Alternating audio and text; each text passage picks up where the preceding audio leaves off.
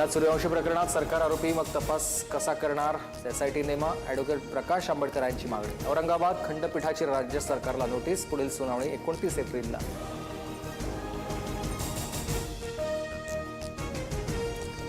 देशभरामध्ये वक्फ सुधारणा कायदा लागू. केंद्र सरकारकडून अधिसूचना जारी. वक्फ सुधारणा कायद्यासाठी गॅझेट प्रसिद्ध. नांदेड, धाराशिवसह सोलापूरमध्ये वादळी वाऱ्यासह अवकाळी पाऊस. आंबा, ज्वारी, फळबागा आणि काढून ठेवलेल्या हळदीचे मोठ्या प्रमाणावर नुकसान. शेतकरी चिंतेत.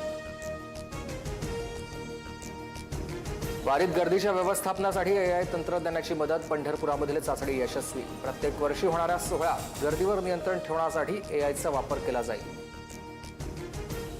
रामनवमी उत्सवामध्ये साई चरणी तब्बल 4,26 लाखांचं दान प्राप्त. रामनवमी उत्सव काळामध्ये आलेल्या साई भक्तांकडून भरभरून दान. वाट सोडण्यासाठी एक्सक्यूज मी म्हटल्यानंतर तरुणींना बेदम मारहाण. इंग्रजीमध्ये बोलायचं नाही, मराठीतच बोलायचं असं सांगत तरुणांनी बाद घातला.